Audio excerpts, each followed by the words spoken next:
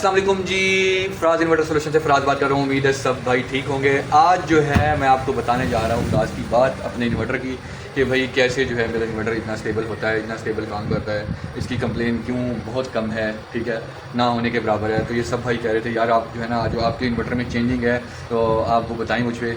तो देखें ऐसी बात जो है ना वो कोई भी नहीं बताता, मतलब कोई भी क्लियर नहीं करता। कौन बताता है ऐसे कि भाई वो अपने इन्वर्टर में क्या मतलब ऐसा जो है वो ऐड करके दे रहा है, हार्डवेयर में क्या चेंजिंग उसने की है जिससे आपका इन्वर्टर जो है वो स्टेबल हुआ है, ठीक है। तो इंशाल्लाह चलते हैं जी, बताएंगे। अब वो बोर्ड जो है ना इस वक्त सारे इन्वर्टर में पैक हुए हैं, इसलिए जो है ना मैं आपको इसमें अब लगा हुआ है बोर्ड, तो मैं इसलिए आपको इसकी वीडियो बनाऊंगा। अच्छा तो देखें जी, सबसे पहले इसको करते हैं ओपन। अब मैं चूँकि एक हाथ से मैंने फ़ोन पकड़ा हुआ है और एक हाथ से जो है ना मैंने ये इन्वर्टर, ठीक है, LCD आ गई, LCD वाला कार्ड आ गया हमारा।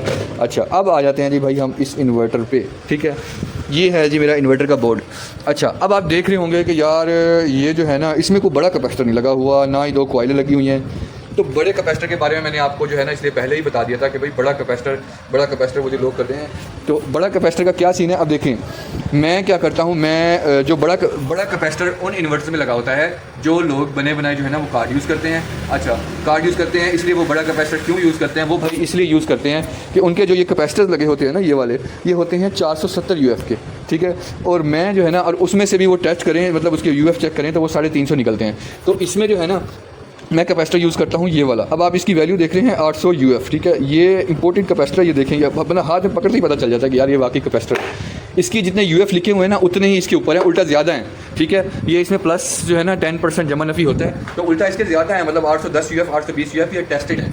अच्छा तो सिंपल सी बात है, आप ये कितने कैपेसिटर लगे हुए हैं, 9 कैपेसिटर, आप 9 8 72, ये 7200 हो गया, ठीक है। 7200 UF की इसमें जो है ना वो कैपेसिटर लगे हुए हैं। अच्छा तो अब मैं आपको दिखाता हूँ, ये देखिए ये मेरे पास एक कैपेसिटर पड़ा है, ठीक है। ये कितने UF का है, 3300 UF का। अब ये देखिए कितना बड़ा है, ठीक है। अब अगर मैं इसको निकाल दूं, मैं ये लगा दूं तो लोग खुश हो जाएंगे, ठीक है, खुश हो जाएंगे। देखना वो मैं ये निकाल दूं, ये छोटी वैल्यू को लगा दें, वो कहेंगे हाँ यार देखो उसमें बड़ा कैपेसिटर भी लगा हुआ है। तो मुझे ये बताओ कि इसकी वैल्यू है 72-7300, इन सब की जो लगे हुए हैं इसकी वैल्यू है सिर्फ 3300 रुपये, सॉरी 3300 रुपये नहीं, क्यों पैसे क्यों ज़्यादा आ जाते हैं, ये पैसे ही हैं, ये पैसों के लिए भाई सब कुछ करना पड़ता है, पैसे से ही ज़िंदगी है, बस पैसा है तो लाइफ है, अदरवाइज नहीं बस।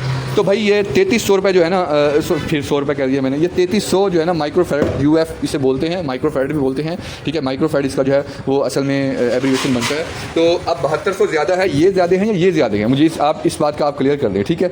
तो अब ये उससे डबल वैल्यू में लगे हुए हैं, ठीक है, बल्कि 3366 होता है आई थिंक, हाँ। और ये उससे डबल से भी डबल में, मतलब थोड़े से ज़्यादा ये वैल्यू के कैपेसिटर लगे हुए हैं। तो भाई ये चीज़ होती है, बाज़ लोग नहीं समझते, बंदा समझा के थक जाता है, लेकिन आवाम जो है ना वो समझती है यार नहीं बस जो है ना बस वो बड़ा कैपेसिटर लगाना चाहिए था, वो बड़ा कैपेसिटर नहीं लगा हुआ आपके इन्वर्टर में, यार इन्वर्टर आप अच्छा दें आगे, मतलब वो यार वो एक होता है ना कि वहमी बंदा, उसका कोई इलाज नहीं है, ठीक है। तो ये कैपेसिटर की हकीकत वादे हो गई। मैं सबसे पहले ये कैपेसिटर, ठीक है, मेरी चेंजिंग होती है इन्वर्टर में कि मेरे इन्वर्टर में आप किसी में भी देखेंगे कोई भी कैपेसिटर एक्स्ट्रा ऐड नहीं होगा सिवाय मेरे 5 kV के बोर्ड में। उसमें ये 5 kV में ऐड करता हूँ मैं, उसमें क्यों, क्योंकि उसमें 4 की जगह होती है, ये बाकी की जगह नहीं होती बोर्ड के ऊपर, ठीक है। अच्छा उसके बाद सबसे पहले आ जाते हैं फिर ये कॉइल पे। अच्छा तो कॉइल बाज़ औक़ात जो है ना वो इन्वर्टर में जो है मैं आपको बता दूं ये 3.5-3.6 MV की जो है ना यूज़ होती है, 4 से कम जो है ना आप इसमें कॉइल लगाया करें, ठीक है। अच्छा तो अब क्या है इसमें, ये देखें इसमें आप क्या किया करें, गेज बढ़ा दिया करें। कॉइल इन्वर्टर में एक ही लगती है, ठीक है। तो अगर जिस भाई का लोड है 16 एम्पीयर 17 एम्पीयर 18 एम्पीयर उन्होंने चलाना है, जिसने 5 kV का इन्वर्टर लेना है, उसमें मैं छोटी कॉइल लगा देता हूँ। अब वो मेरे पास पड़ी नहीं है, इससे जो छोटी होती है नॉर्मल वो इन्वर्टर वाले को पता होगा, तो इससे मतलब ये डबल रिंग में है, वो सिंगल रिंग में होती है, ठीक है, वो लगाता हूँ। जिस भाई का करंट फिर इससे ज़्यादा हो जाता है तो फिर उसमें हम क्या करते हैं, एक तो ये डबल रिंग में आ जाती है, दूसरा बताऊँ इसका ये जो गेज है ना ये बढ़ जाता है। गेज जो है ना इसका मतलब वो हम मतलब मोटाई इसकी जो है ना वो बड़ी हो जाती है, क्यों, क्योंकि एम्पेयर ज़्यादा गुजरने होते हैं। कॉइल का बेसिकली काम क्या होता है, फिल्ट्रेशन का, ठीक है।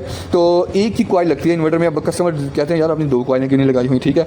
और उन बेचारों को कॉइल का पता तक नहीं होता कि भाई कॉइल क्या काम करती है, कैपेसिटर क्या काम करता है, ठीक है। अच्छा उसके बाद हम आ जाते हैं ये आप देखेंगे कि भाई ये चीज़ जो है ना ये नहीं लगी हुई है, ये क्या चीज़ है। तो भाई ये देखें, ये आप देख रहे हैं ये टोकरी है भरी हुई, ठीक है। तो ये इसको बोलते हैं 7805 IC, ठीक है।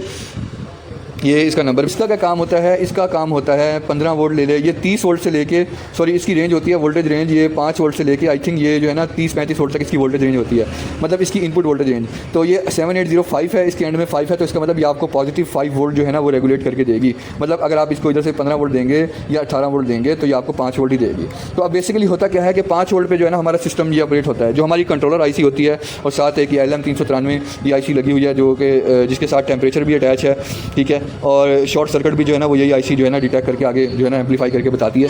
अच्छा, तो इसमें ये आईसी और ये LCD ऑपरेट होती है। अब ये क्या होता है, ये 1 मिनट में इतनी गर्म हो जाती है कि इसको हाथ नहीं लगता। लेकिन मैं हैरान हूँ कि जिन इन्वर्टर में चल रही है वो चल रही है। अब मेरे भी पहले वाले जो इन्वर्टर है ना उनमें भी चल रही है। अच्छा, दूसरी बात ये है कि ये जब गर्म होती है, ये जलती है ना, तो सीधे सीधे वोल्टेज जाते हैं इधर 15 वोल्ट, ठीक है। तो ये आईसी कंट्रोलर भी गया, ये कंट्रोलर बर्दाश्त नहीं करता, DSP लगा हुआ है, तो ये ना ये बर्दाश्त करता है ना LCD। तो फिर वो LCD तो फिर भी थोड़े बहुत बर्दाश्त करता है, लेकिन ये फ़ौरन अगर तो बंदे ने फ़ौरन देख लिया बंद कर दिया तो फिर तो बच जाती है LCD भी, नहीं तो LCD भी गई, ठीक है। अच्छा, तो अब मैं क्या यूज़ करता हूँ, इसको बोलते हैं बक कन्वर्टर, LM2596, ठीक है। तो ये मैंने ऐसी 3 तारें उठा के 2 इनपुट पे लगाई हुई हैं और एक आउटपुट है, क्योंकि इसका नेगेटिव जो है ना वो कॉमन होता है। अच्छा, तो यहाँ वेरिएबल लगी हुई है इसके ऊपर, यहाँ से मैं इसको ना जब आता है ये इसको पैकेट से निकाल के यहाँ सप्लाई लगा के मैं इसके वोल्टेज रेगुलेट करके 5.01 या 02 वोल्टेज 5.00 वोल्टेज इसके जो है ना फिक्स कर लेता हूँ और मैं इधर लगा देता हूँ। इसका क्या फ़ायदा होता है, एक तो ये बक कन्वर्टर है। अच्छा, ये 3 एम्पेयर जो है ना उठाता है, ठीक है, ये हीट नहीं होता। तो ये अब देखें आपकी जब आईसी स्टेबल होगी, जब देखें जब आपका पीछे से इन्वर्टर जो है उसको सप्लाई प्रॉपर मिलेगी, मतलब वो स्टेबल रहेगा, तो आगे भी तो काम वो स्टेबल ही करेगा ना, ठीक है। तो इसीलिए ये जो है ना ये इतना स्टेबल रखता है 5 वोल्ट, ठीक है। पीछे जितनी मर्जी वो फ्लक्चुएशन हो जाए, तो फ्लक्चुएशन खत्म करता है। दूसरा जो है ना ये इस आईसी को इतना स्टेबल रखता है जिसकी वजह से इसके जो, क्योंकि यहाँ जो है ना ये है साइन वेव इन्वर्टर, इसके दो चैनल एच ब्रिज बना होता है, 4 चैनल होते हैं इसके। तो 2 चैनल जो है वो 16 जो है ना किलोहर्ट्ज़ की जो है ना फ्रीक्वेंसी होती है, किसी भी 18 किलोहर्ट्ज़ की भी फ्रीक्वेंसी होती है SPWM की। तो इसलिए दो साइड जो 2 हैं वो फ्रीक्वेंसियाँ वो 50-50 हर्ट्ज़ की होती हैं, ठीक है। इसलिए जो मिलकर फिर साइन वेव बनाते हैं। तो इसीलिए जब ये भाई ये स्टेबल काम करेगी तो इसलिए आपका इन्वर्टर भी आगे स्टेबल होगा, ठीक है। इसलिए आप जो है ना इसको लगाया करें। अच्छा, उसके बाद जो आ जाता है ये कैपेसिटर्स, ठीक है। कैपेसिटर जो है ये साइन वेव इन्वर्टर में क्यों यूज़, ये बाज़ लोगों की जो है ना वो कंप्लेन आती होती है साइन वेव इन्वर्टर पे कि किसी का जो है मतलब AC नहीं चल रहा, मतलब AC क्या कह लें हम, कोई AC होते हैं जो कि ना नहीं चलते इस इन्वर्टर पे, मतलब चलते हैं फ़ौरन वो ट्रिप कर जाते हैं। तो अब बाज़ाहिर देखने में क्या लगता है कि जब आप मीटर लगाएंगे ना तो सोलर के वोल्टेज डाउन हो जाते हैं। तो उसका होता ये है कि ये कैपेसिटर जो है ना ये 20 UF के लगे हैं इधर, ये 10-10 UF के 2 लगे हुए हैं, ठीक है। तो वो पावर फैक्टर मैचिंग नहीं होती, क्योंकि साइन वेव में जो है ना ये पावर फैक्टर बहुत मायने जो है ना रखती है, ठीक है। इसलिए फिर ये पावर फैक्टर मैनेजमेंट के लिए ना जो 2 कैपेसिटर जो हैं 10-10 UF के ये पैरेलल करके इसके अंदर लगाए हुए हैं, ये चीज़ होती है।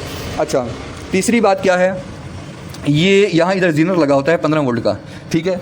बेसिकली जीनर का देखा जाए तो इधर कोई खास काम नहीं है, कोई काम नहीं है। तो मैंने जीनर इसमें क्यों निकाल दिए। अब होता क्या है, अच्छा खासा इन्वर्टर चल रहा होता है, सब कुछ ठीक होता है, थोड़े से वोल्टेज अगर मिस हैंडलिंग होती है बीच में तो अब वो बर्दाश्त हो जाते हैं इतने वोल्टेज, लेकिन वो क्या होता है वो जीनर लीक हो जाता है, ठीक है। जब जीनर लीक होता है तो ऑप्टो कपलर को गड़बड़ करते हैं, ठीक है। वो ऑप्टो कपलर जब पीछे से फ्रीक्वेंसी आ रही होती है ये इसको गड़बड़ करता है, तंग करता है इसको, ठीक है। जिसकी वजह से जो है ना हमारा एक साइड काम नहीं करती, बाद औक़ात उस एक साइड उड़ भी जाती है, पटाखा भी मार जाती है, जिससे IGBT फटते हैं, ठीक है। और नहीं तो बाद औक़ात क्या होता है कि वोल्टेज कम आ रहे होते हैं, बाद औक़ात ये होता है कि वोल्टेज कभी कम हो जाते हैं, कभी ज़्यादा हो जाते हैं, कभी कम हो जाते हैं, कभी ज़्यादा हो जाते हैं। तो इस जीनर की जो है ना जब आप इसको डायोड पे रख के देखेंगे तो 565 566 इसकी रीडिंग आती है चारों की।